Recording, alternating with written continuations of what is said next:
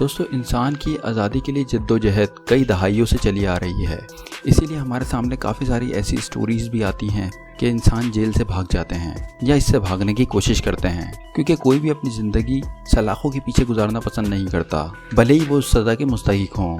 लेकिन ये बात सिर्फ इंसानों पर ही लागू नहीं होती, बल्कि जानवरों को भी आज़ादी बहुत ही पसंद होती है, जिसे लेने के लिए वो सब कुछ करने के लिए तैयार होते हैं। हिस्ट्री में आपको ऐसी बहुत सी एग्जाम्पल देखने को मिल जाएंगी जिसमें एनिमल जू से भाग गए या भागने की कोशिश की। आज इस वीडियो में हम आपको कुछ ऐसे ही जानवरों के बारे में बताने वाले हैं जो जू से भाग गए। दोस्तों, सबसे पहले बात करते हैं गोल्डी द ईगल। दोस्तों, बर्ड को देखना ज़्यादा फेमस हॉबी तो नहीं है, लेकिन 1965 में लंदन के एक निजी पार्क में हज़ारों लोग जमा होकर गोल्डी नाम के एक ईगल को देख रहे थे। गोल्डी लंदन के एक जू से भाग गया था, जिसके बाद वो रिजेंट स्क्वायर में देखा गया। इसके अलावा वो टोटनहम कोर्ट रोड, ह्यूस्टन और कैम्पडेन टाउन में भी देखा गया। ये एक गोल्डन ईगल था, जो कि बहुत ही रेयर होता है। ये बर्ड दुनिया में तकरीबन 1 से 2 लाख ही बचे हैं। गोल्डी जू में 5 साल तक रहा और जब उसके पिंजरे की सफाई हो रही थी तो वो पिंजरे से भाग गया। एक्सपर्ट्स ने ये सोचा कि जब उसे भूख लगेगी तो वो वापस आ जाएगा, लेकिन गोल्डी बहुत ही स्मार्ट था, उसने ऐसा कुछ नहीं किया। और इसके बाद अमेरिकन एम्बेसडर के घर के पास गोल्डी पकड़ा गया, जिस वक्त वो एक डक को खाने की कोशिश कर रहा था। लेकिन जब उसे वहाँ पर पकड़ने की कोशिश की गई तो वो अपने शिकार को वहीं पर छोड़कर भाग गया। तो काफ़ी कोशिश करने के बाद गोल्डी के जू से भागने के 12 दिन बाद इस ईगल को पकड़ तो लिया गया, लेकिन फिर इसकी टेस्टिंग के बाद उसको पिंजरे में वापस डाल दिया गया। और इस ईगल की वजह से जू में जितने लोग आते थे उनसे डबल लोग सिर्फ इस ईगल को देखने के लिए आने लगे। ये पहली बार नहीं था जब गोल्डी जू से भागा था, इससे पहले भी कई बार वो जू से भाग चुका था। जब वो पहली बार जू से भागा था तो उसे 4 दिन बाद ही पकड़ लिया गया था। दोस्तों, अब बात करते हैं वर्जीनिया द बुल। दोस्तों, हम सभी तो जूलॉजिस्ट नहीं हैं, लेकिन हम इतना तो जानते ही हैं कि वुल्फ पेड़ और फेंसेस पे नहीं चढ़ सकते, जो उन्हें रोकने के लिए भी डिज़ाइन की जाती है, और ये हमेशा ज़मीन पर ही शिकार करते हैं। लेकिन वर्जीनिया नाम की एक वुल्फ नेचर के बिल्कुल खिलाफ चली गई और लॉस एंजलिस के जू से भागने में कामयाब भी हो गई। और सिर्फ एक बार नहीं, बल्कि कई बार ये पेड़ों पर और फेंसेस पर चढ़कर भागने में कामयाब हुई।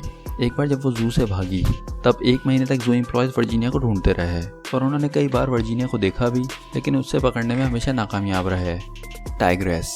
27 नवंबर 2015 को इंडिया के इंदौर के एक जू में एक टाइगर अपने इंक्लोजर से बाहर आ गई। 27 नवंबर की संडे की शाम को बहुत ज़्यादा लोग टाइग्रेस को देखने के लिए आए हुए थे, जिसमें से किसी इंसान ने टाइग्रेस के ऊपर कोई चीज़ फेंक दी, जिसके गुस्से के बदले में उसने अनएक्सपेक्टेड 12 मीटर लंबी छलांग लगाकर इंक्लोजर से बाहर आ गई, जिसे देखते ही जू में भगदड़ मच गई। उसके बाद बहुत सारे लोग जू से निकलने में कामयाब तो हुए, लेकिन बहुत सारे लोग जू के हॉस्पिटल में ही फंसे रहे।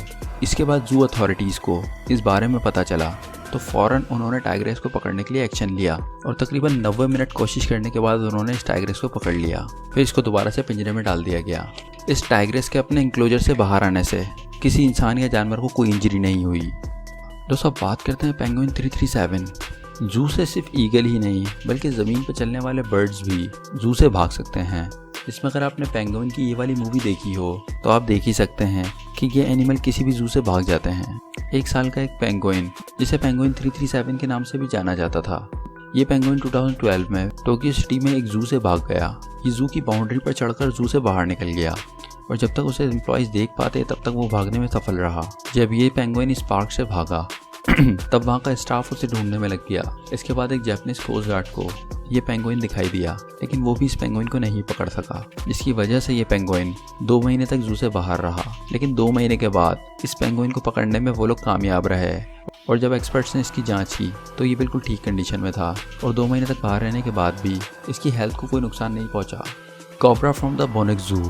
एक जहरीला सांप जिसकी लंबाई सिर्फ 15 सेंटीमीटर थी, वो बोरेक जू से भाग गया और जब लोगों को इस बारे में पता चला तो लोग भी बुरी तरह से घबरा गए और किसी को भी ये नहीं पता था कि कोबरा कहाँ जा सकता है, क्योंकि कोबरा इतना छोटा होता है कि कहीं भी छुप सकता है। जब पूरे शहर में लोग घबराए हुए थे तब जू स्टाफ को ये यकीन था कि ये कोबरा जू के आसपास ही है और ये सही भी निकला। 6 दिनों बाद ये कोबरा अपने टेरेरियम से 23 मीटर की दूरी पर मिला, जो कि एक अंधेरी जगह पे छुपकर बैठा हुआ था। लेकिन इसने बिल्कुल भी एग्रेशन नहीं दिखाया। इस कोबरा को पकड़ने के लिए जू के एम्प्लॉयज़ ने कंफर्टेबल कंडीशंस क्रिएट की। उन्होंने कोबरा के आसपास लाइट को बिल्कुल कम कर दिया और ज़मीन पर इन चिप्स को फैला दिया, जो कि चूहे जैसी स्मेल पैदा कर रही थी। और फिर एक स्टिक की मदद से जू वर्कर्स ने इस कोबरा को पकड़ लिया और उसे टेरेरियम में वापस डाल दिया। लेकिन इस कोबरा के जू से भागने पर किसी को कोई नुकसान नहीं पहुंचा।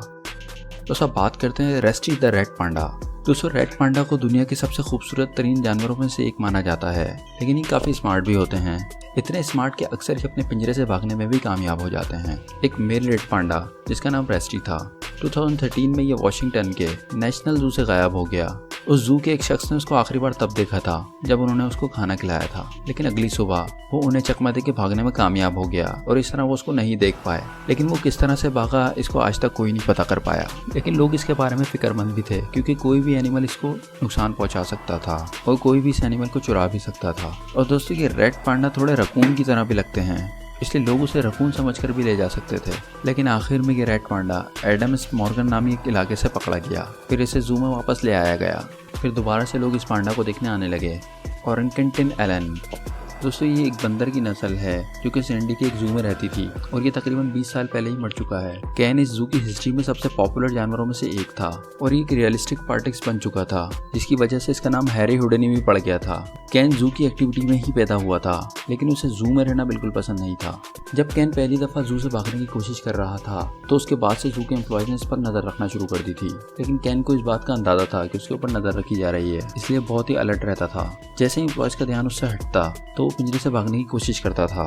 ऐसा ही करते करते वो 3 बार जू से भागने में कामयाब रहा, जिसमें 13 जून 1985, उसके बाद 29 जुलाई 1985 और फिर 13 अगस्त 1985 को वो जू से भागा था। पिंजरे से निकलने के बाद वो खामोशी से जू से बाहर निकल जाया करता था और जू से निकलते हुए वो दूसरे जानवरों को देखता हुआ जाया करता था। उसने कभी भी लोगों को या दूसरे जानवर को नुकसान नहीं पहुंचाया। वो बस आज़ाद होकर जू में ही घूमा करता था, इसलिए इस कैन के अजीब बिहेवियर की वजह से ये काफ़ी फेमस हुआ। लोगों ने कैन के नाम के फैन क्लब भी बना दिए और उस टाइम ये इतना मशहूर हो गया कि कैन के नाम के बम्पर्स और टी शर्ट्स भी बेचे गए और यहाँ तक कि कई लोगों ने उसके ऊपर गाने भी बनाए। तो सब बात करते हैं 3 कैंगरूज। अभी तक आपको जिन एनिमल्स के बारे में हमने बताया वो जू से अकेले ही भागे थे, लेकिन इस केस में ये एनिमल साथ ही जू से भागे। पहले एक बोर ने जू में ट्रंक खोदा और फिर वो उससे भाग गया। इसके बाद उसी होल से 2 कैंगरूज भी इसी होल से निकलने में कामयाब रहे। इसके बाद ऐसा ही एक होल एक फॉक्स ने भी बनाया जिससे वो जू से बाहर निकली और इसके पीछे एक कैंगरू और जू से निकल गया। जू स्टाफ ने सभी जानवर को जल्दी पकड़ लिया, लेकिन एक कैंगरू को पकड़ने में उन्हें काफी टाइम लग गया। लेकिन आखिरकार सारे एनिमल्स को जू में वापस लाया गया और फिर उन होल्स को भी बंद कर दिया गया। ये बात आपको शायद झूठ लग सकती है, लेकिन ये बिल्कुल सच है। इसे आप गूगल पे भी चेक कर सकते हैं। काका द हनी बेचर दोस्तों 2010 में प्राग जू के एम्प्लॉयज ने बताया कि उनके जू का एक हनी बेजर मिसिंग है। एक 10 साल की फीमेल हनी बेजर जिसका नाम काका था। यह हनी बेजर 2 मीटर ऊंची फेंस पे चढ़कर जू से बाहर निकलने में कामयाब रही। हनी बेजर्स को दुनिया का सबसे फेयरलेस क्रिएचर माना जाता है क्योंकि इसे किसी भी जानवर से डर नहीं लगता। हनी बेचर जहरीले सांप और डियर्स को भी मार सकती है, लेकिन इस हनी बेचर का बाद में क्या हुआ इसका किसी को भी पता नहीं चल पाया। दोस्तों अब बात करते हैं मोनार्क द लायन। दोस्तों आप इमेजिन करें कि किसी सुबह आप अपने गार्डन में टहल रहे हों और आपको अपने गार्डन में अचानक से एक लायन दिख जाए तो आपकी क्या हालत होगी। लेकिन ऐसा ही कुछ 1977 में एक बूढ़ी औरत के साथ हुआ कि नॉर्थर्न आइलैंड में रहती थी एक लॉयन जिसका नाम मोनार्क था। ये लॉयन सर्कस से भाग गया और इस लेडी के गार्डन में जाके रुक गया। ये ओल्ड लेडी इस लॉयन को अपने गार्डन में देखकर फौरन ही बेहोश हो गई, जिसके बाद कुछ एक्सपर्ट्स और ट्रेंड लोगों की मदद से उस लॉयन को वापस पकड़ लिया गया और फिर दोबारा से उसको कैद में डाल दिया गया। इसके बाद ये लॉयन दोबारा से अपने जू में आ गया और जब उस ओल्ड लेडी को होश आया तब सर्कस स्टाफ ने उन्हें लॉयन को टच करने के लिए भी एग्री कर लिया।